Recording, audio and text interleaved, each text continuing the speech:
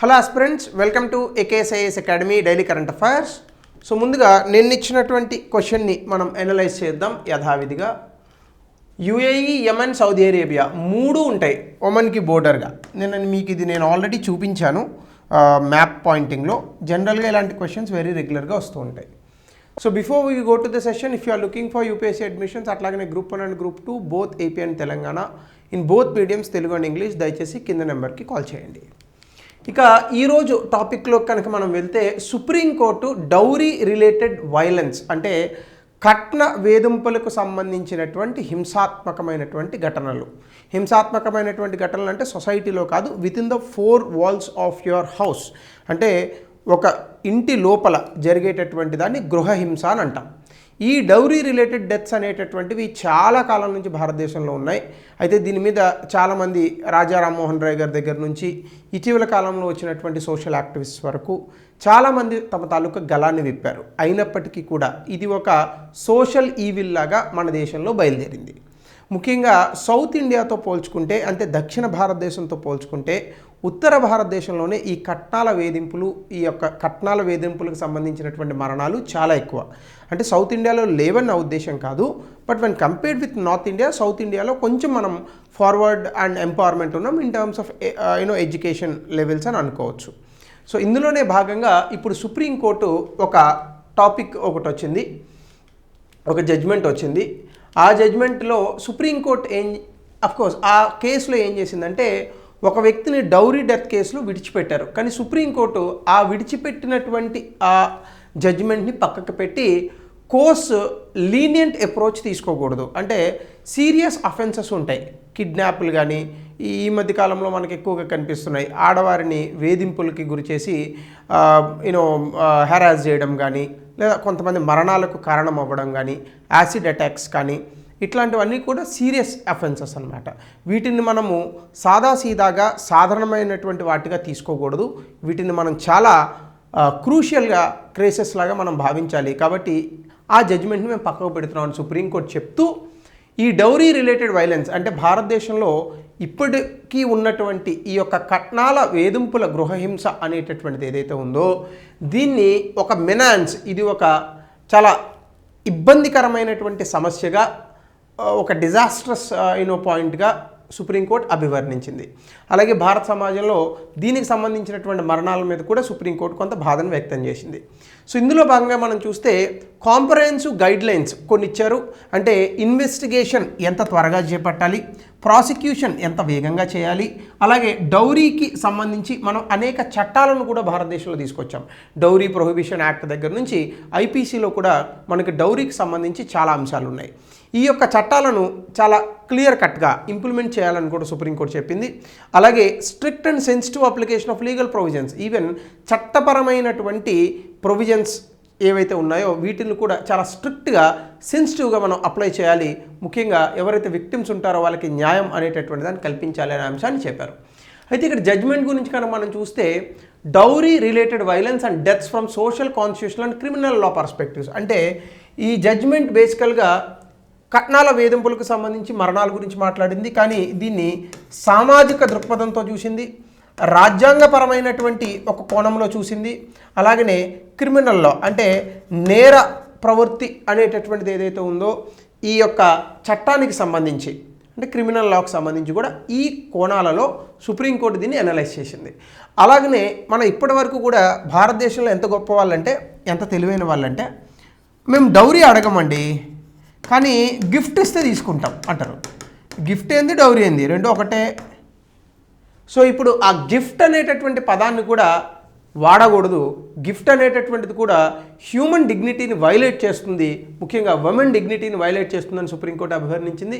So కాబట్టి dowry అనేటటువంటిది రాజ్యాంగ సూత్రాలకు విరుద్ధము. రాజ్యాంగ సూత్రాలు అంటే ఈక్వాలిటీ, సమానత్వం అనేటటువంటి దాంట్లో, అట్లాగనే రైట్ టు లైఫ్ అంటే అందరూ కూడా చక్కగా గౌరవప్రదంగా బ్రతికేటటువంటి హక్కు మనకి రాజ్యాంగం కల్పించింది, article 21 of the constitution. So కాబట్టి ఇక్కడ strict action against dowry practices అనేటటువంటివి తీసుకోవాలి. Yes, strict action against the dowry practices అనేటటువంటివి ఏవైతే ఉన్నాయో ఈ యొక్క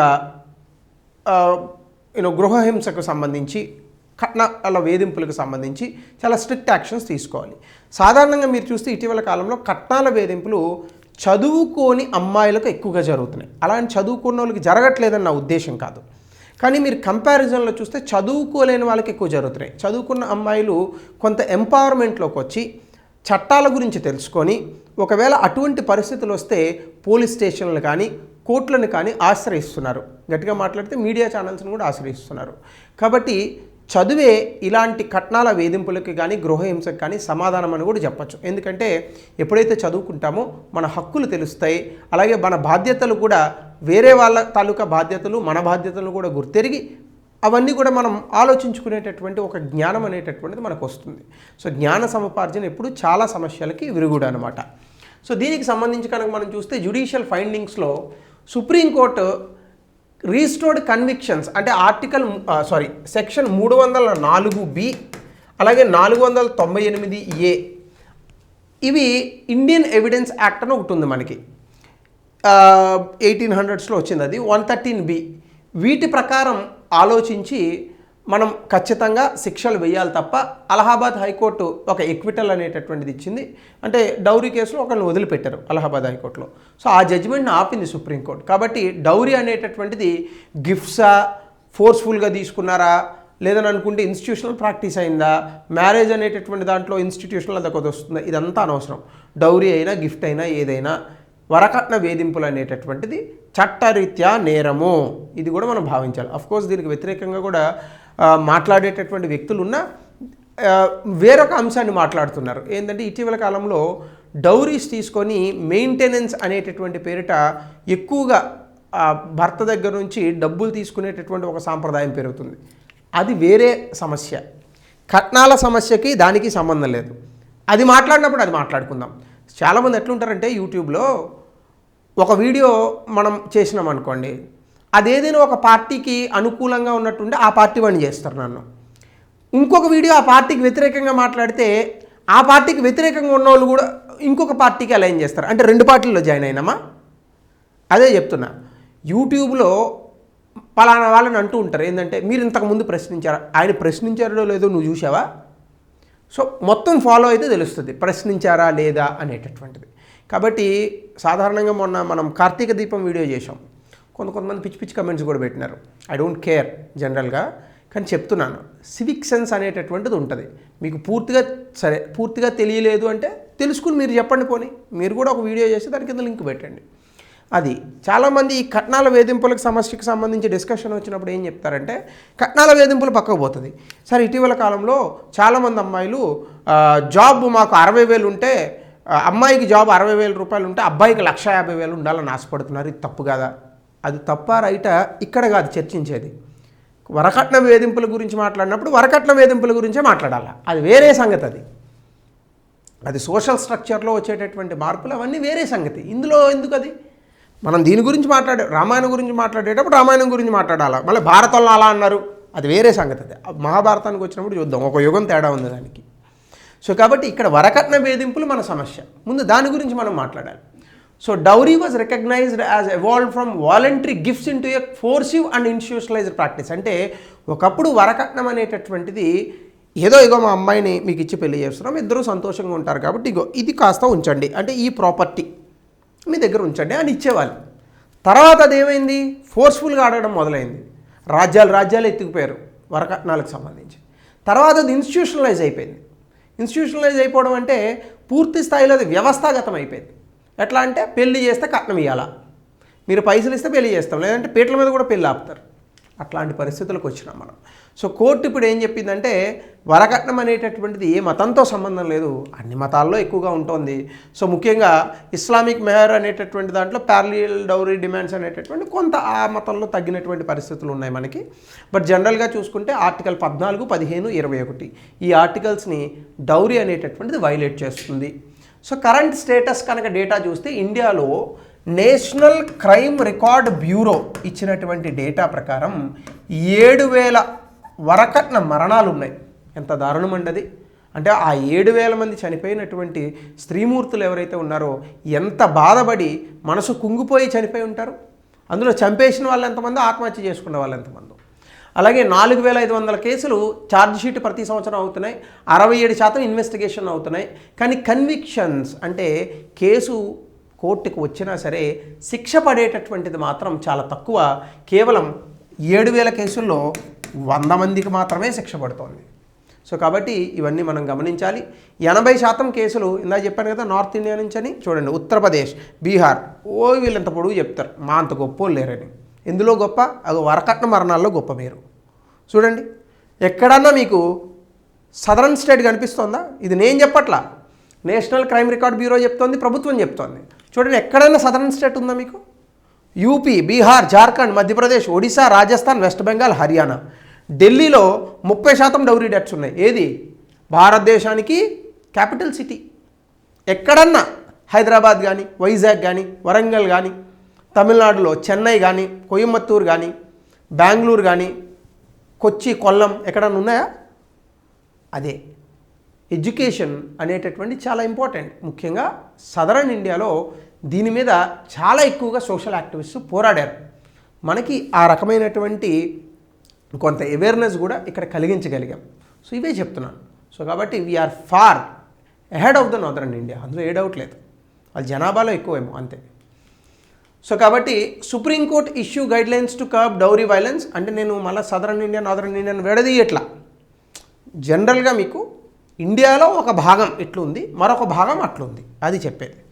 సో దీనికి సంబంధించి సుప్రీంకోర్టు గైడ్లైన్స్ ఏంటంటే కాన్స్టిట్యూషనల్ వాల్యూస్ ఆఫ్ ఈక్వాలిటీ అంటే రాజ్యాంగం తీసుకొచ్చినటువంటి సమానమైనటువంటి విలువలు, సమానత్వము, అలాగే గౌరవప్రదమైనటువంటి జీవితము ఇవన్నీ స్కూల్ కరికులంలో పెట్టాలి. డౌరీకి ఎగెనెస్ట్గా కూడా మనం స్కూళ్ళ నుంచే పిల్లలకు చెప్పగలగాలి. అలాగనే appointment, empowerment and visibility of dowry prohibition officer, ఇది ప్రతి రాష్ట్రంలోని కూడా డౌరీ ప్రొహిబిషన్ ఆఫీసర్ అనే పోస్ట్ ఉంది. దీన్ని ఖచ్చితంగా ప్రభుత్వం అమలు చేయాలి.